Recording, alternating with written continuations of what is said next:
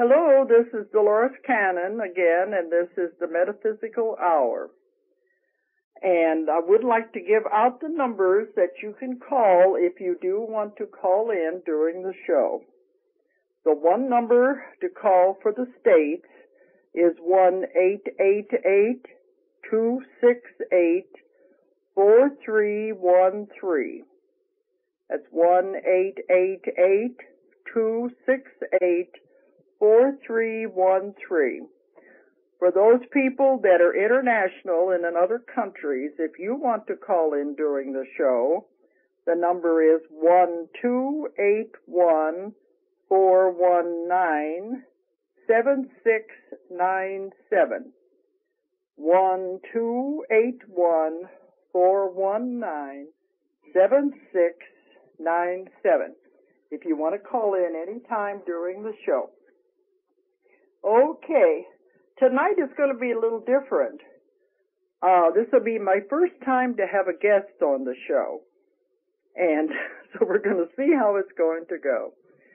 I have a woman here who has come all the way from France. And she's my publisher over there. She lives in France, but she has translated and published 2 of my books in Holland. So they were translated into Dutch. And she's come all the way she lives in France, so she's come all the way here to visit. And so I wanted to interview her tonight, and we'll find out about some of her work, especially in Europe, and what she has done. Right? And it was funny because she said, it's her very first time to come to America. And people were saying, where are you going in America? She said, Arkansas. And it's like, what is in Arkansas? Most people, when they come to America for the first time, want to go to New York, Chicago, one of the big cities. But she said, no, she's not interested in that. Isn't that true? Yes, I just wanted to go to you and do some sessions. And no, I was not interested in going and seeing America. Not the big cities. No, I don't like cities. I like the countryside. And the big cities don't appeal to you. No, not that much. Okay, I guess I better tell her name so you'll know who we're talking to. Her name is Riet Okken. And she lives in, where is it? It's in the east of France? In the southeast, in the Ardèche. It's a little village in the mountains of south of France. What, is it near a big city? It's near Lyon and Valence. Oh, okay. Yeah. But you're back in the country just like I am. Yes. Yeah. Said you like to be out there by yourself like that. Oh, yeah. As Reed said, she has her center and her publishing company is in what used to be an old mill. And they have renovated it and fixed it up for the living quarters. Yes. And where you have classes there and people come? Yeah, we have there, we organize weeks where people go for an intensive retreat. Most of the time for a week. And then we work in a group of 10 people, doing a lot of emotional work, spiritual work, but for me it's all combined.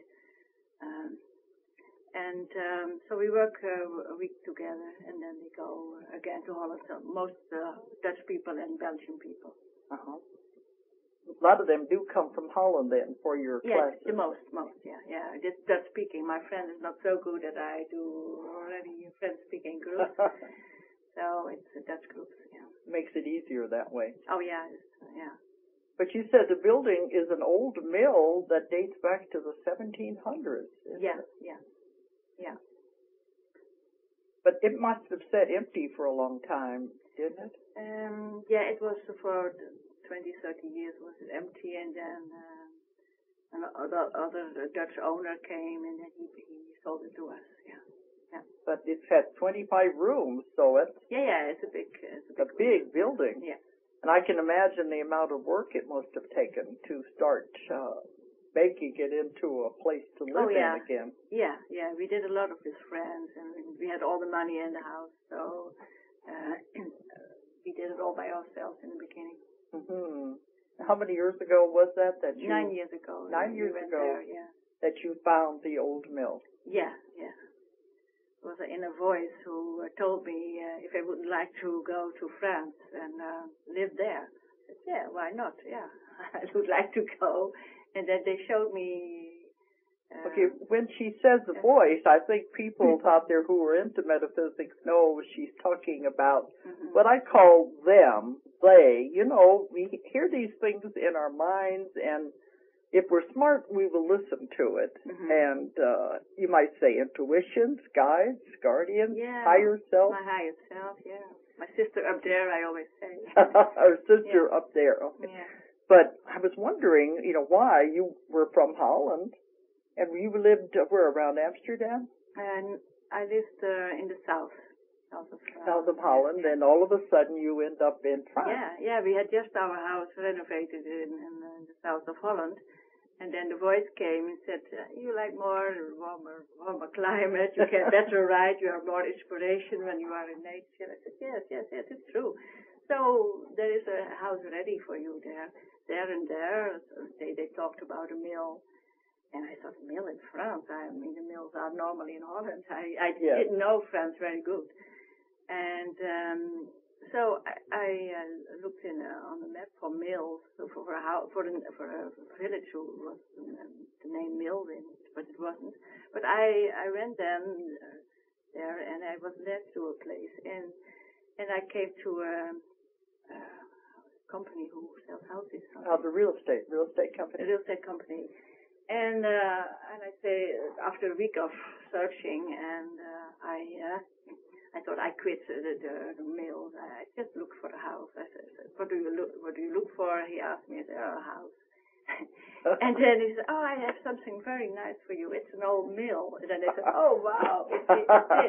And it was, and the voice said to me, when you go there, your emotions, your movement will show you that's the place. But you will know immediately and I was there. I started crying, and it was.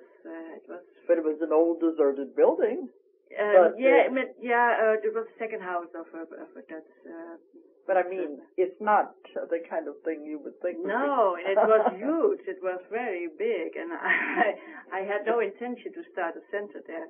I mean, I did 20, 30 years of therapy work, and I had a bit enough of it. I wanted to take a rest, and so I had no ambition to start a center there. So I said, what to do with a big house like that? And then the voice said, you just go to live there and everything will come to you. So take it easy, take time for yourself, and we will see. I think that's a real leap of faith, because here she had the house in Holland that was all finished. Renovated, nice farm. Very comfortable. Yeah. And then to listen to what they were saying to her and to follow those instincts, that takes a real leap of faith. Yes, and we had not enough money, so we had to loan it. Get a loan? Yeah, get a loan, and the banks wouldn't loan us. And, all kind of complications, but it was so clear the voice. I couldn't say no. I mean, I was also happy also to have a change in my life. But I did for myself. I never had the idea to immigrate. I was happy in Holland, and I was to go into France, where it's a different language. I could speak there in France. Again, I couldn't speak the language. But, how many people out there listening have had these instincts, the feeling they need to change their life, they need to go somewhere else, but they don't follow it up because they said, this is crazy. We have everything we need. We're settled. Yeah. Why should we go off to a strange place? Yeah. But it was very brave of you, really, to listen to that and follow it. Yeah, it was so clear. There was no moment of hesitation, of doubt, no. No, though I had to sell the house we just bought for years ago before. But it was so clear. I went for the adventure. Mm-hmm. And now, after 9 years, it shows that this was the right thing to do and nice step in my life. But like you said, with no money, then you had to rebuild it and turn it into a living place. Yeah. So we learned to do everything. I can build houses now. A bit. I know what you mean because I built my house, you know so I know too, that you learn a lot. Yeah, it's nice also as a woman that you can do the things you normally won't do as a woman. Yeah, that's what they always say. A woman can't do these things. Yeah. But if you let if you let things like that hold you back, you'll never do anything anyway. Yeah, and it's nice. It gives you more confidence in that you can do all the things that you try. And most of the things not. There's not a muscle like a man. But well, it's the same thing. People probably told you, well, you're going to go all the way to America. Why? But you do what you feel you're led to do. Yeah, I didn't know why I came to America. I just knew I had to visit you and put some sessions with you, and so it was a surprise. But when it shows if you listen to these things, they usually work out. Yes, of course, yes. They aren't going to lead you in the wrong direction anyway. Yes, no, and it's a kind of a test to get confidence in that inner voice, and the more you listen and you follow, the more you get trust to do it, and the more the voice comes. I mean, it's a kind of accumulation. Yeah. Then you know that it's real, and you know to trust it. That's very important. Yeah. Because there's so many people that are afraid to. They say, maybe they'll lead me in the wrong direction or something. Yeah, but the fear that gets you back in your evolution, and people are afraid to do anything that way. They're afraid to try anything new. Yeah, but therefore, I worked a lot on myself to overcome my fears and to overcome all the old stiff patterns in myself. Yeah. And if you work on that, then new doors get open. Oh yeah. In which you learn to be adventurous and to learn to do crazy things in your life. and yes, just follow the voice inside, and then your life gets changed and new and miraculous and yeah, because a lot of people tell me they're afraid to go anywhere, afraid to do anything. Well, then they'll sit in their house and never do anything. Yeah. Then at the end of their life, it's, well, I wish I would have done these things. Yeah, it's too late. You are crippled. Well, Riet is a psychotherapist and a psychologist. And you said, how many years were you doing therapy? I think altogether? For my 25 or 27 years, yes. That you've been doing therapy. Okay, and let's talk first about some of your own books, because Riet has the Start Publishing Company. That's what she calls it, isn't it? The Start Publishing Company. It's mostly in Dutch, in Holland. And she has published some of your own books were published by another publisher first. Yeah, first, yeah. Okay. Why don't you tell us something about the book that you were mentioning to me that had to do with one of your past lives? Yeah. During World War II. Yeah. The first book I wrote was called The Power of Destination.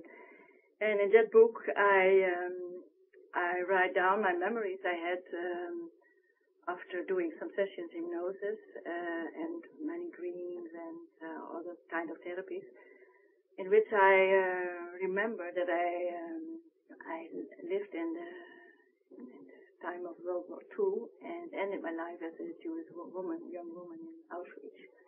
That was the first past life I remembered.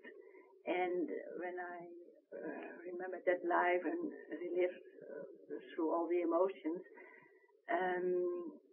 that opened up a lot in myself, a lot of fears and so it was a very good opening for my development. But Auschwitz, I think people probably know what Auschwitz was, but there are some younger people that don't. It was one of the death camps during World War II. Yes. Wasn't it in Poland? Or in Poland, in Poland. Of Poland, yes. It was located in Poland in World War II, and the Germans took many of the Jewish people to these death camps. 6 million. 6 million. And they never came out. You know, a lot of them didn't. They died there. Yeah. Some of them from starvation, and some of them were gassed in the gas chambers. There was many horrible things that happened during those times with the death camps, and Auschwitz was one of these. And, you know, I've also done sessions where people remembered lives that when they were in World War II in these places, and they come back very quickly. It does have an effect on your life now. The fears, and you don't know where they came from. No. But in that life, you did die there in Auschwitz, yeah. didn't you? I did die in Auschwitz. Not in a gas chamber, but I was shot. You were shot in that lifetime. Yeah. And you came back then very quickly. In 48. I died in 43, and I came back in 48. Mm-hmm. When you do that, sometimes it's all very fresh, and it can affect this life when you come back so quickly. Yes, yes. I don't remember that I had special fears. I mean, as a child, I was very fearful. I don't know if it is connected with that life. Maybe. But for me, it was most important of remembering that life that I wanted in that life. I wanted to become a writer. Oh, in that Jewish life. Yeah, that Jewish life. And I wrote my diaries, and they got published later on, and it used 80. They were found in 1980. This is similar to the Diary of Anne Frank, then, yes, that famous book. Yes, but she was older. I was older. But they did find the diaries that you wrote in the 1940s then. Yes. And they were found in 1980s. And but after I remembered that life, then I started to longing also to become a writer. And before I was 38 when I remembered that life. You were already a therapist. Yes, and I never wrote a book or never wrote anything. I mean, not special. And then I got the longing of I'm a writer. I'll become a writer. I go to write. Then I started my first book, writing these memories, and afterwards I wrote some 5 other books. So that's all started. So that when you relive another life, it's not always to cure old trauma. It's also to get back some talents you forgot or you were not in contact with. But it came forth for a reason. Yes. There was some reason that it had to come forth in your life at that time. Yes, it started with a dream.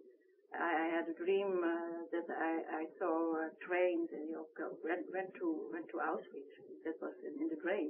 So it was a dream that came from nowhere. I mean, I never occupied myself with that. And then I did the hypnosis sessions to get to know what the dream was mean. And then I saw all the pictures. And you began to get the information. Yeah. I think that's interesting that they did find the diaries. Yes. So they proved then that you did live at that time, and the diaries are real. Yeah. But many people say, you read the diaries. That's the name I had, and that I was Etty Hillesum. And they say, you read the books, and therefore you think you were her.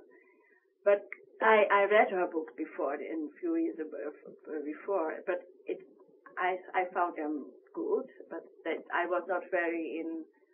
You mean they think you were copying the Diary of Anne Frank? No, not Anne Frank. That you were. No, not Anne Frank. The diaries of Etty Hillesum, they were found in the 1980s, and I read them, and afterwards I remembered being her. Etty Hillesum. I see. And people said, "Are you?" Many people, a woman wanted to be Etty Hillesum, and I said, I was not very. How do you say that?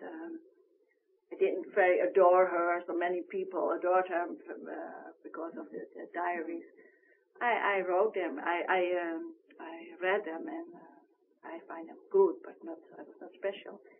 So but for you me have it was much a surprise. more. You have much more memories though than what were in those. Okay. Yeah, and therefore I.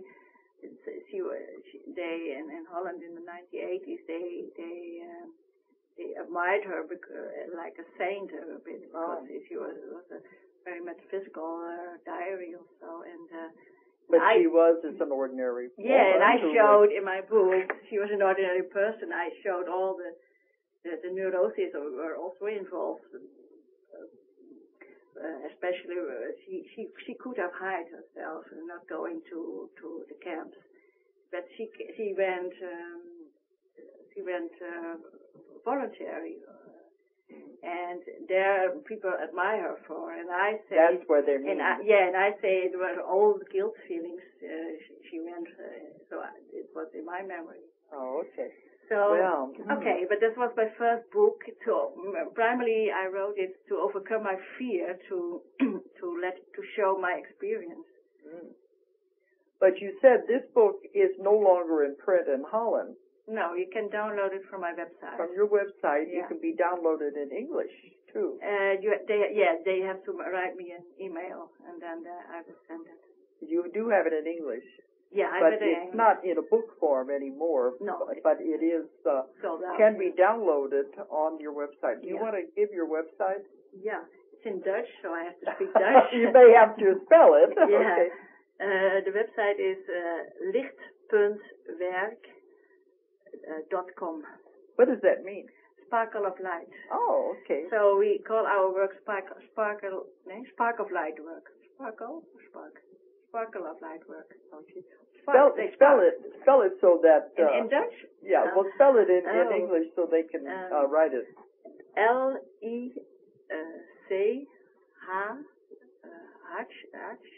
Licht, licht in a T, P. I cannot spell it. You have a different pronunciation for the letters. Oh, okay. Licht.werk. When they put on my name, Riet Okken, then that's then the way to do it. That would be much easier. Yes, because when I've traveled in Europe, they have different pronunciations of the letters, and it gets a little confusing. All right, so if they go on the internet, usually Google is one that Google, people on Google, Google, and you type in Riet Okken. And it will bring up everything about you and the website. Yeah. And to spell her name, it's Riet. Riet. And the last name is Okken. Okay. Riet Okken. And you'll be able to download a lot of information about her and hook onto her website and find out about these books she has written. Because some of them are out of print, and then other ones are still in print now, aren't they? All right. But then, let's see, we have so much you want to talk about. I want to get into your therapy also. Yes. But you decided to form your own publishing company, too. Yes, I didn't like to beg by the publishers to ask, do you want to publish my book? We've all been there. Yeah, please look at my manuscript, you know. And I wanted to earn money for the first time on my books, but I mean, normally you get 5 to 8%, and I mean... we get more than that. Yeah, that's those times, the beginning of my book was 8%, not more. Mm. So I was thinking, I found it very dishonest that as a writer you get so less. So little. But you know, as a publisher, we know the other side of it too. Yeah, I know it now. You know it now, but that's I give my writers more than 5%. I try to give mine a good deal also, because most writers don't understand all the different parts of the publishing. Yeah. It's a lot of investment you have to do. Yeah. But then you started your publishing company, and you have published several books. Yeah. Yeah, the first one we published was my book, The Liberating Power of Emotion. So that's the main thing now of my work. Okay. So the work on emotions, because I found in my own life and with others that without the transformation of the emotions, of the traumas and the emotions involved, spirituality cannot be very sound. I mean, it becomes how do you say that? Not to other side of down, not to down to earth. I like a spirituality who is on this earth, who is down to earth, with the feet on the ground. Okay. And the transformation of your emotions and your body gives the ground for grounding. For the sound spirituality. Okay. This is part of what you do with your therapy work now. Yeah. In the beginning, it wasn't that kind of therapy, though, was it? Yes, also, but I evolved into this more and more. But when you talk about the transformation of emotions, let's see if we can make it easier for them to understand. Yeah. Because we all have emotions, and many people, the emotions rule them. Yeah, that's. And like I've just begun to read your book. She's translating it into English, and it had to do with controlling emotions. See if you can explain it better. And most of the time, what most of the people what we do in life is we control the emotions, or we venting them out. You vent them, acting them out in your daily life. So, and that's where all the wars and conflicts come from. And I think that there is a third way necessary, and that is that you learn to know your emotions, you learn to express them, but in such a way that you don't harm anybody, that you don't vent them out. You don't vent them subconscious. That you are aware of your emotions, and that you are aware of the direction of your emotions. Because in the emotions, it is mixed. The past and the present is mixed. The way we're brought up and I will give an example. For example, if you you get easily triggered by authoritarian people, or when someone approaches you, authoritarian, and you get triggered and you become angry or afraid, then most of the time it has a root in your past, because you had an authoritarian father and or a mother, and you have not worked it through, you have not digested. And so most of the time what happens is you have not digest your past, then you act it out in the here and now. So you get in conflicts with people, with a person, with your boss, or someone who is authoritarian. So what I teach people is to get aware where your emotions come from, where your overload comes from. Most people don't know. They don't. No. Sometimes they don't even remember the incident in their past. Yes, exactly. And then they act it out with your children, or with your colleagues, and there all the conflict starts from. So first of all, what I learned is that you discern between the past and the present, and that if you get triggered by your boss because he says, you have to do this and that, and you get triggered by it, you cannot react normally. You have directly to go to your past and it's my daddy, and then you go in your room and work it out with your daddy. So when you get angry at your boss, I say, okay, go in your room and take a pillow and something to hit with, and hit I've heard that's very good. And hit your father. The neurotic part of your father. I mean, your father meant it also good. I mean, all our parents. I've always told people it's a lot easier to take it out on, hitting a pillow if you're angry.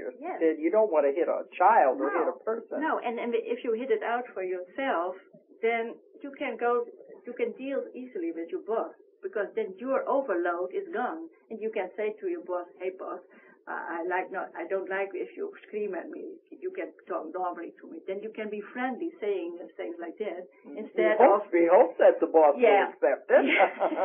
Yes, but instead of reacting and making a conflict or holding it inside. Yes, but so because all of the emotions we have from our past stocked in ourselves,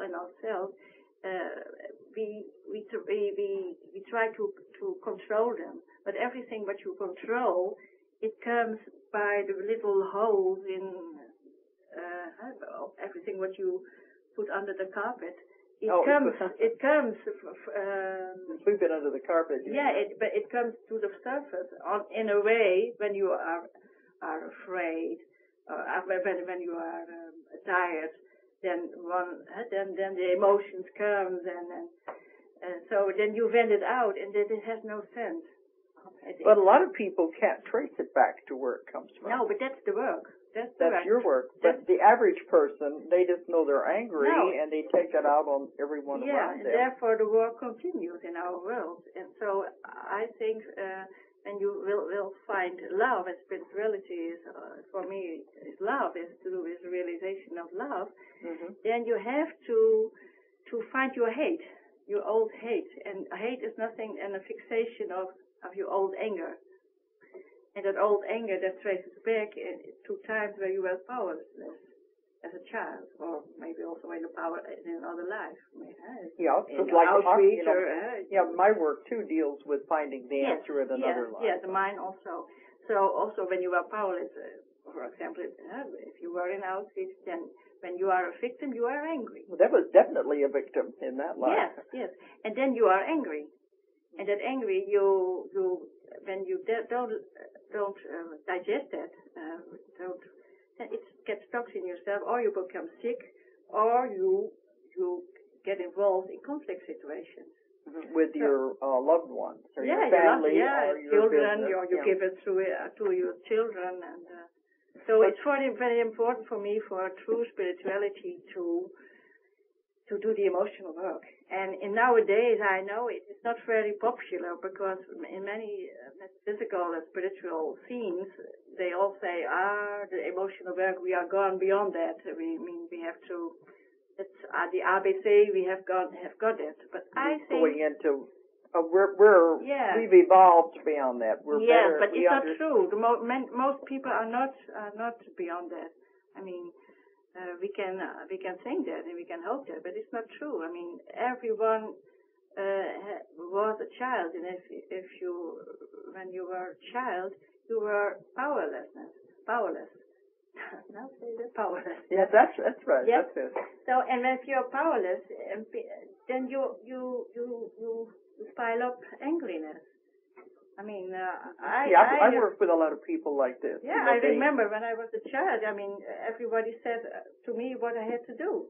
I mean, at school, you have to go to school 8 hours a day in school bags, and I mean, you have nothing to say, so you suppress your anger.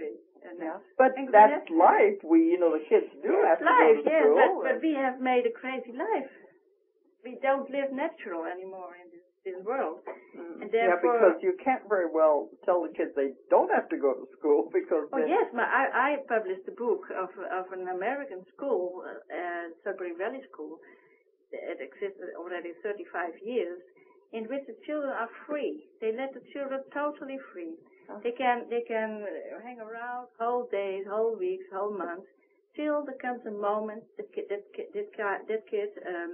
gets curious and wants to learn. And there are children who want to learn to learn writing when they are 4 years, and others 10 years, and they let them. And all that kids,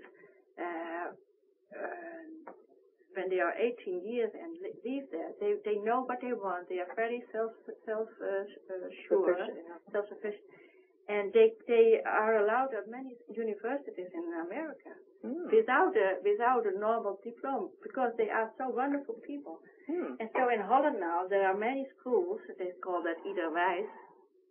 I wonder what's the name of the school. What do they call the school in America? Oh yeah, Sudbury Valley School. There are many in America. Sudbury Valley School. Okay. There's one in, I don't know, Michigan, I think. I don't know, but they are everywhere. Okay, because I know I've heard of the Montessori, but you said it's not that. No, it's not that. They leave all the children totally free, and they wait till their own curiosity wakes, and then the children know what they want to do in life. Mm. And they in the first year they can play. They can play and hang around and learn by their own. There are children who learn reading, and then they can read, and then they ask them, "How did you read? How did you learn it?" I don't know. The child says, I can read now. They learn it naturally. Naturally, yes. But in a situation like that, there are always some children. Maybe they say, "Well, this is fun to just play. I don't want to learn. I don't want to go." Yeah, to school. there are children who play for years. Yeah. But that's the child who is supposed to be to learn to play. I mean, it's an idea that the children have to go to school. That be structured. And be structured. I mean, I was thinking this is kind of a radical idea. That's why I'm bringing up these other comments here, because I was thinking if a child was given a chance, they'd much rather just not go to school and just stay home and play. Yeah, but the schools they developed, the Sudbury Valley School in Holland, the Liberation School. They are in a natural surrounding. They can play outside, and I know children who are a week busy with digging a hole and looking how deep they can go, and they learn some geology, and they look it up in a dictionary. But it started with digging holes. I mean, that's all. Do they live at the school, or no, do they go back? Still live at home? They still live at home. Yeah. So that book published me too, because that's where my heart is. Because I remember from my youth, I was a good student, but I mean that. It's very structured. You know, we have to do these things. Yes. What's the name of that book that you wrote? The Freedom of the Sudbury Valley School. Oh, okay. Can that also be downloaded on your website? Not downloaded. It's for sale still. Oh, it's still for sale. Yeah. In Dutch. In Dutch, yeah. But can it be downloaded in English? Yeah, it's in English. That's the same book. I think when they go to SudburyValleySchool.org or .com, then they will find it there. Mm-hmm. But if they write your name in, you will still come up with your website. These books will be mentioned on there. Yeah. Okay, because well, it's kind of a radical idea for of America thinking like that, to let the child just do anything they want. Yeah, in Europe too. But who knows? It's an interesting idea. It's wonderful people they create today. But these are popular in Europe, these schools? Yeah, starting last year. Yeah, we have in Holland 11 or 12 schools. They have difficulty with financing because the government will not support them. No, I would think they wouldn't, probably, because they're stepping out of the norm. They're going off into something that's not normal. Yeah. But I support that very much, that kind of, because it connects to our emotional work. I mean, the more the children keep their freedom, the less they have to suppress, and the less they need therapy afterwards. Yeah, that would make sense. Yeah. But talking about too, we have to control our emotions to a certain extent because we do live in a civilized society. I would not say control. Sometimes you have to park, like you park the car. Yeah. You park them when you. For example, you notice you get angry with someone, then you say, okay, I parked it, and when I got home, I look at it, where it comes from. Yeah. So you take your own responsibility, and you work it out for yourself. If you can find it. If you can find, Now, if you not can find it, you look for a therapist. How you do a week at our center. At your school, at your center. I mean, I think it's important. Because you go to a normal therapist, as a psychologist, the way you're trained is you go to a normal therapist. They're not going to to look at it the same way. No, nowadays they don't. They are more and more superficial. Mm-hmm. And I think the roots are in the past where you were powerless. And so we work a lot on the ABC of the development, so going back to mom and daddy and to the priest and the church, the whole thing that suppressed your energy.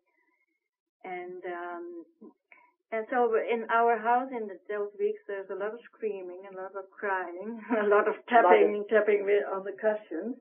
So when they're at the class. Yes, and a lot of laughing, but it's also fun. It's fun. But they're venting all these deep-rooted emotions they couldn't get rid of. Yes. And afterwards, then people are more free. They can more handle normal relationships. But this could be more easily done in a closed environment like that, where you couldn't do it on the street. No, I would not advise that. You would have to, in a closed environment with like 10 people, they get to know each other and they feel safe that they can vent their emotions. I mean, you have to start in a laboratorium situation, a lab situation, and then that you can transmit it to other situations in your life, and yet you can handle it. I give the tools to work at home with it. It's very easy. I mean, once you know what you're doing, what you're looking for. Yeah, but most of the time you don't have to know before. Just when you feel a load in your trigger, you get angry or you get sad, depressed. I advise people to go lay down, do music on, hyperventilate. So, I mean, hyperventilate means to breathe. Breathe, to breathe. That means breathe very fast. Very fast, yes. To how do you say that? To wake up your body, and then with that hyperventilation, you have more chance to get into contact with your emotions. Okay. And when you feel your emotions, you can let them. The memories may come back afterwards, so you don't have to look for it mentally before. Doesn't always happen at that moment when you're lying down? Then you mean it may come later? No. It'll happen at the same time, or what? Yeah, when you lay down and you hyperventilate, often the emotions will come, and then when you admit the emotions, then the memories who are attached with it come easily back. And you just trust whatever comes into your mind. Yes. So some people, even with hypnosis, think they're making it up. Yeah. But I would say, why would you make up that? Yeah, but emotions, emotions don't lie. I mean, if you start to cry, it's something that's real. I mean, that's what I tell people during our sessions. Yeah. They tell me afterwards, maybe I made it up. But if they were crying and getting emotional, then I know it's real. You can't fake that. It's coming from something very deep inside. Yes. And then they look at it differently because, why would they be crying? Yeah. That is what. That's part of the therapy too, is to let it out that way. Yeah, in a safe way, so it wasn't disturbing, and then you have more chance that you project less in the world. That is our problem in the world. We project our own unfinished business into we project it in the world to a boss, to colleagues, on other people, and then the stories go on, and the work goes on. So for finding peace in our world, I think we have to find peace in ourselves and work through all the emotions. But try to tell that to the leaders of the countries who are going to war, They need to find peace within themselves, really. Yeah. That's the message. So it's a massive job. It's a massive job, yes. To try to get it all out. Yeah. But you also do other forms of therapy when you're working with these people, too, don't you? You said you do the muscle testing? Yeah, for diagnosis, to look what is most appropriate, most important at this moment. But then most of the time I use music and hyperventilation. So it's a form of therapy from I learned from Stanislav Grof, of the Czech or American psychiatrist, who calls it the holotropic therapy. Holotropic? Yeah. Because I was thinking with hyperventilation you can pass out. Yes, but it's not bad. But what do you mean by pass out? You would go unconscious, it's like faint, you would... Yeah, but people tend to faint in the beginning, but that's fear. That's fear. They just I'm going away. I don't want to feel. Feel the emotions. Okay, I see. Okay. And when you give them assurance, okay, feel the emotions. Okay, we are with you, and so on. Then they don't pass out. It's just. Because I'm thinking, just the breathing can do that. I'm just interjecting my own thoughts here too. Yeah, no, it's okay. But you were taught this. This is a method that this other psychiatrist uses in America. Yeah. He does the same. I combine it with Gestalt therapy. So I had a lot of trainings in all kinds of different directions, and I made up my own mixture. That's what I always tell people. Yes, make up your own. Yes, and that's what works. And I am a very practical person, so I like to do what's effective. Mm-hmm. I like success. Because I always say someone in the beginning had to figure these methods out themselves. Yeah. That doesn't mean that's the only way to do it, and you must do it step by step the way they were taught. No. Because in my hypnosis classes, some people say I cannot deviate. I have to go step by step of the way I was taught, and they can't think for themselves. Mm-hmm. But a lot of people take all forms of therapy. There's so many different kinds out there. Yeah. Reiki, all kinds of healing. Yeah. And I tell them, even when they take my class, eventually they'll combine it all together. And make their own method. Yeah, and some day in your life you need this direction and this technique. Some people are more open to that kind of therapy. I mean, what works is okay. There's no right or wrong. It's whatever works for the person, as long as the client, if the patient is not harmed in any way, you can experiment with some of these different forms of therapy. Yes. But explain what the muscle testing is. Some people may not know what that is. Okay. Our body knows what is true and not true. Our body tends to show in the little muscles what is true. I mean, mostly with the muscle test, you have yes and no questions. Yes or no. Yeah, okay. You have also many other things So, for example, if I look at you very angry or very sad, very depressed, and I test you with a muscle, then you will become weak. You put the arm out, don't you? The person puts the arm out, and then you push down, and then when the muscle gets weak, it's something what lowers your energy. So, for example, when you look to a person who is depressed, and I test you, then your muscle will surely go down. And something what reinforces your energy, then your muscles stay strong when I push it. So these are really answers that are coming from the subconscious mind. Yes. Because most of the time they're not what the person knows consciously. Oh yeah, no. Okay. I can when someone comes to me and I test them, I can directly say, what happened when you were 4 years old? Your arm now tells me we have to do something. But that happened when you were 4 years old. Okay. And the person doesn't know, but her body knows. The body will know. Yes. And that's one of the things you do. And then you also use hypnosis, you said, don't you, with past life therapy? Or past life therapy, but also not hypnosis exactly. I test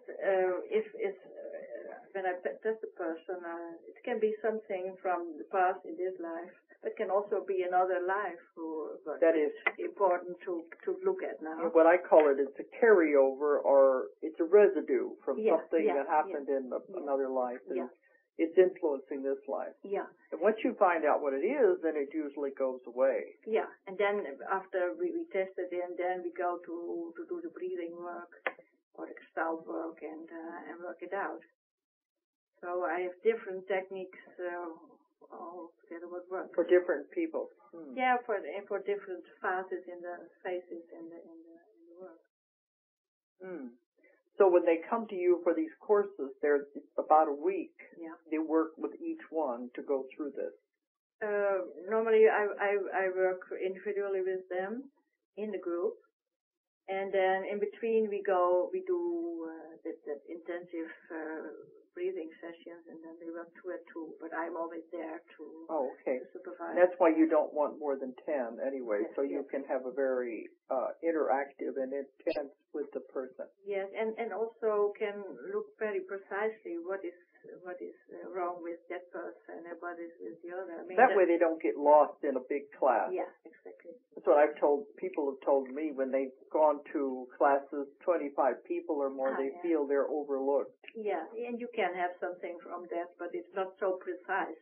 I like the precision, just what's going on with you when it's wrong, and which way you have to go to develop. So right now you're still writing. Yeah. And incidentally, Riet published 2 of my books in Dutch. Oh yeah. The book Between Death and Life that I was speaking about last week, the one What Happens When You Die and Where You Go Afterwards, she is published in Dutch, and also the first volume of the Nostradamus trilogy, Conversations with Nostradamus. She has published that in Dutch. So I think we have them on our website, too. We have the pictures of the different languages that the books are in. Also on our website. They're also on that one. So there's, she's really involved in a lot of different things. I was trying to think if there's something else we haven't covered, but there was so much in your life. It's very full. But yes, this is the most important, the therapy work and the publishing work and the writing. The writing, you're still writing more books. Yeah. And now you're going to focus more on lectures too, aren't you? And you have done lectures. Yes. But you're going to be doing more of those too with your new, talk about your therapy. Maybe, and I try to get my book published in English, and therefore I'm here with Dolores. Also. And, the problem is translating it into English. We will fix it. And I try to, I'm in contact with German publishers, so in Germany, and I have a student of mine who lives in Berlin, so we'll try to spread this work a bit about other countries, or to other countries too, if I get a chance. Yes, that's part of it. It starts and then it just spreads. Yeah, we'll see. But you're over there where you can contact more people in Europe, so you can get it in more languages over there. You know, because you're right there. It's harder for us in America to approach publishers of that part of the world. Yeah, yeah. Yeah, it's not easy to. So many books up there in the world. Oh, I know. There's lots of them. That's part of the problem. And you said you can't get it on Amazon because Amazon is mostly English or French, English or French. They don't have in Dutch. But there are sites in Holland, that site, where they can get our books. Okay. Let's see, how many classes a year did you say you held? 10. About one a month? One a month, yeah. About in the winter time we take off. I do the same thing. We do our hibernation. I hibernate during the winter also. Oh, yeah. So, but it's also then too cold, and we have to heat with wood, so that's a lot of work. And just carrying all the wood upstairs. So we like to do it in the summertime. Then we have a nice outside river you could swim in. And a wood. You said there's a river right by the old mill. Yeah. And we're going to restore the electricity so we can make our own electricity from the river. From the river. So we want to live a bit off the grid, like they say. They call it in.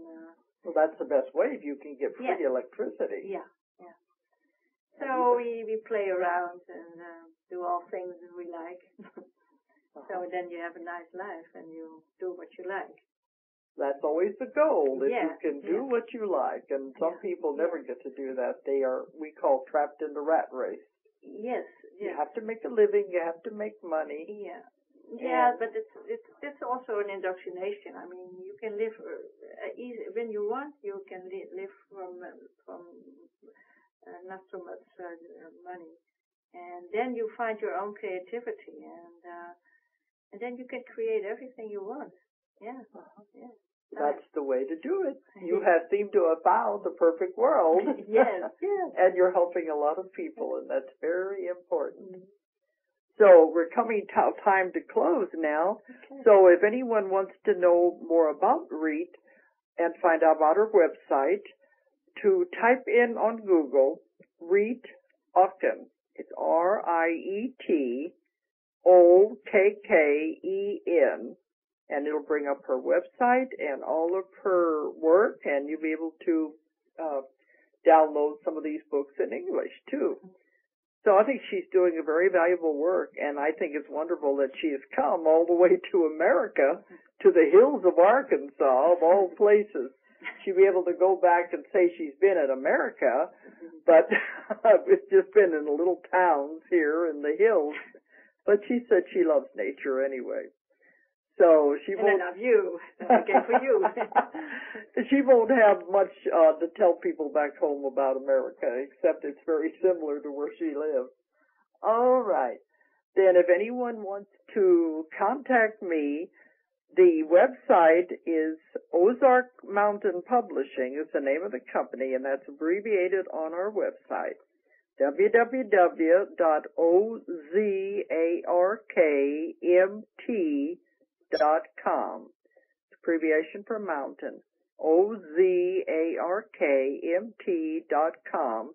Or for those in Europe, it's ozarkmt.com. Or you can call our 800 number, 1-800-935-0045. 1-800-935-0045 for more information about the books, about my classes in hypnosis, about private sessions. All right, and good night. And next week I'll continue with the stories about life after death. If you enjoyed the show, check out more of our other videos and be sure to subscribe and click the like button. Thank you for listening to the Metaphysical Hour with Dolores Cannon.